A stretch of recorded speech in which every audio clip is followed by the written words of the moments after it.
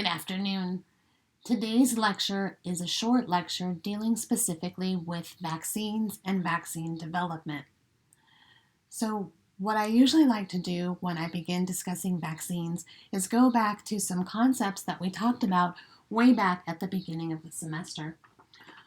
When we introduced some of the concepts the very first day of lecture, the first definition I provided you was the term immunity. Immunity is, in fact, a state of protection from an infectious disease. And historically, there were plenty of examples that we had discussed where this immunity seemed to be taking place. For example, the Greek historian Thucydides described what was known as an Athenian plague. Now, in this particular case, what he found was that individuals, or what he documented, was that individuals who recovered from this particular plague, basically they didn't die, would be able to nurse the sick and not get sick again. And so this was something that was very interesting and again was sort of one of the first documentations of that phenomenon. If we jump just ahead a little bit, we have examples in the Chinese literature where there were attempts to induce immunity overall. Now, smallpox has been a disease that was causing lots of problems worldwide for many, many, many years. It does cause diarrhea, fatigue, fever, rash, vomiting, and happens to be due to a viral pathogen. What was noted in the Chinese literature was a variolation technique. This particular technique took dried crust from the pox of the pustule of a pox, and that dried crust was either inhaled or inserted into a cut of a healthy individual and would then prevent disease, meaning the individuals wouldn't get full-blown smallpox. Wasn't clear quite how this was working, but this was definitely something that was noted. In 1718, we have the work, or we should say the documentation, of Mary Wortley Montagu.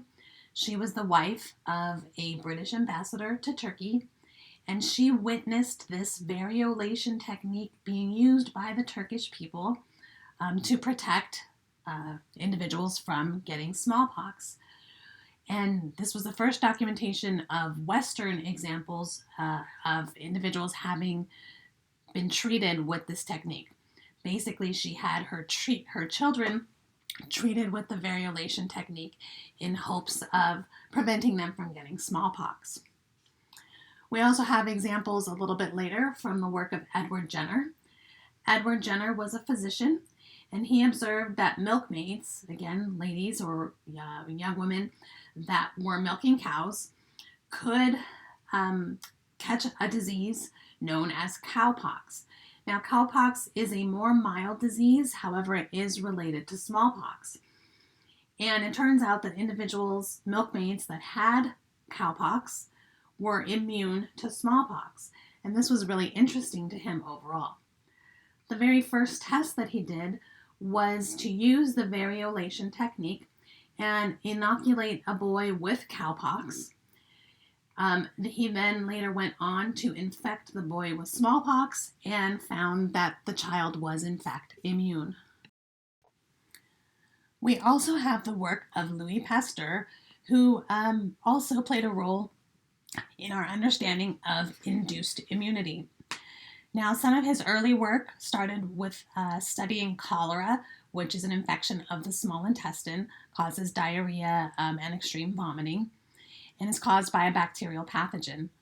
What he did in a series of experiments was to grow bacteria, inject chickens in this particular case, and found that the chickens would in fact die or succumb to this particular bacterial pathogenic disease. What he did then was take what is referred to as an old culture, so a culture of the bacteria that had been sitting around for quite a while, and infected chickens with that. What he found was that the chickens would get sick, but they would stay alive and not die in comparison to what we would consider a fresh culture of the bacterium.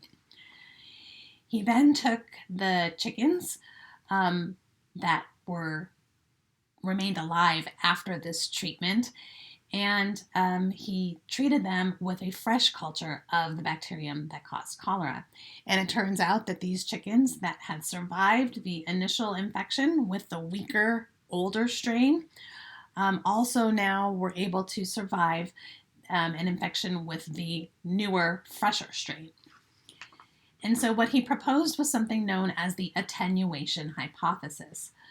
He proposed that this aging, weakened culture had much lower virulence, meaning a much lower degree in the ability to cause disease. And it was this weakened strain that could be injected into an organism, in his example, the chickens, and could protect the chickens from full-blown disease. So the term attenuate really just means to weaken.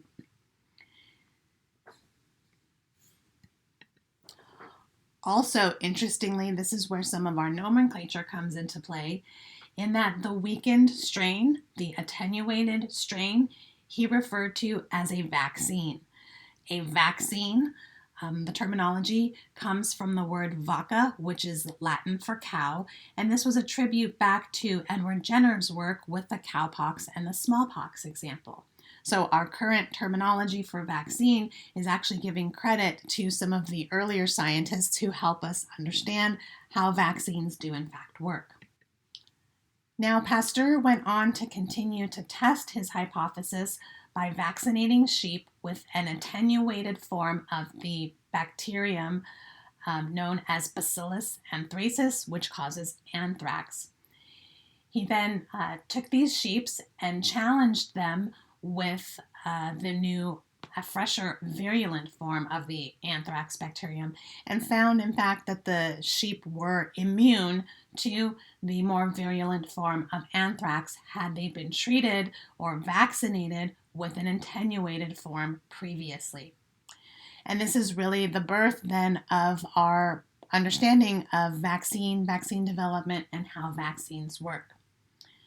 Lastly, on this slide, we do have an example, the first human example, where an individual, a young boy, was given a rabies vaccine. At that point in time, it still wasn't clear how it worked, but it did in fact allow the boy to survive. Okay, at this point, I always like to stress some definitions to make sure that we really truly understand the difference between these two terms. They are oftentimes used interchangeably, and they shouldn't be used interchangeably, and I'll explain why in just a minute. So an immunization is the process of producing a state of immunity in a subject. So this is a process that occurs. It's what's happening in an individual, regardless of the way it is taking place. So it is a way of producing a state of immunity in an individual. The second term on here is vaccination. Vaccination is the intentional administration of a harmless or less harmful form of a pathogen to induce a specific immune response that basically is going to protect the individual against a later or subsequent exposure to that pathogen. So a vaccination is a method of administration. A vaccination is a way to provide immunization, but immunization is not always by vaccination. Like those previous examples we just talked about on the first two slides, previous exposure to either a less virulent form or even a virulent form allowed for immunization to take place. So again, immunization is a process. It's what's happening in the individual. It could be to an exposure to a pathogen, or it can be due to exposure of a pathogen such as a vaccination. So hopefully that is clarified for you in the differentiation between those two terms. There are, in fact, two different categories of immunity that we can discuss. The first one is what's referred to as passive immunity. Passive immunity is basically immunity that's conferred by the transfer of immune products, such as antibodies or sensitized T cells, from an immune individual to a non-immune one. So passive just means you are being given something that allows for an immune response to take place. Oftentimes, in most cases, it is antibodies being transferred from one individual to another. Passive immunity can occur in a number of different ways. For example, maternally, antibodies can in fact be passed from the mother to her developing child or the unborn child, as well as antibodies can be passed from mother's milk to an infant or newly born child. So it is the passage of these antibodies from mother to child, whether it is in utero or after the child is born, is considered a passive immunization process. In addition, there are some vaccines that are available that are basically considered antibodies to a specific toxin or component in an individual. So in this table, you can see a number of diseases or disorders that can take place, and there are vaccines that are available to bind to those toxins to help prevent an individual from dying or succumbing to that particular component. So for example, snake bites, which is really common here in Kern County, for example, is that we do have vaccines that are administered at the time of a snake bite so that the venom can be bound up by the antibody and removed from the host system overall. Now, my goal in the next day or two is to put together a few bits of information dealing with our current situation and coronavirus vaccines.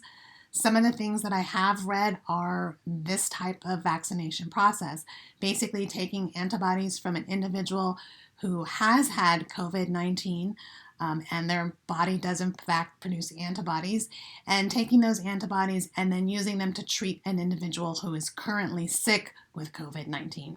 But I will find some more information on that and pull together a little more detail. But there are some examples of current efforts utilizing this type of vaccine. The second category of immunity, dealing specifically with vaccines, is active immunity. Active immunity is an adaptive immunity that occurs or is induced by a natural exposure to a pathogen or a vaccination. So if you had chickenpox as a child, what happens is you become immune to chickenpox, and we know what's happening because of all of the things we discussed specifically with the adaptive immune response. Once you have encountered a pathogen, your immune system recognizes that, and hopefully, if your immune system is functioning properly, you get those memory cells, those memory B cells, and those memory T cells that lay in waiting for the next or subsequent exposure to that specific pathogen. So, active immunity involves the production of antibodies, specifically memory cells, both B cells and T cells, so that your immune system can recognize these pathogens again when you encounter them another time, and your immune system can then fight them off readily. So that's the natural infection and how immunity can in fact take place. However, we know that there are other ways for immunity to occur, and that is with a vaccine. So with a vaccine, you have the intentional administration of either a weakened form of a pathogen or a component of a pathogen that your immune system can then in fact recognize, interact with, and hopefully, if the vaccine is successful, build up those memory B cells and memory T cells so that upon a subsequent exposure to that particular pathogen, the full-blown pathogen, your immune system is ready to go to fight off that pathogen. And the table in this particular slide is really just highlighting the childhood immunization schedule that is recommended in the United States for specific diseases and disorders. Now, with our current situation with the coronavirus, There are also some examples, clinical trials that are actually being undertaken at this particular point to administer this type of vaccine, where a component is injected into the individual and hopes that their B cells and T cells will recognize that component and then be able to fight off an infection later on down the road when the individual is encountered or encounters this particular pathogen. So this too is an active area of research for the coronavirus currently. But as I mentioned with the previous slide, I will put together a little bit more information, maybe some reading material that you can go back and look on of our current situation. Now, designing vaccines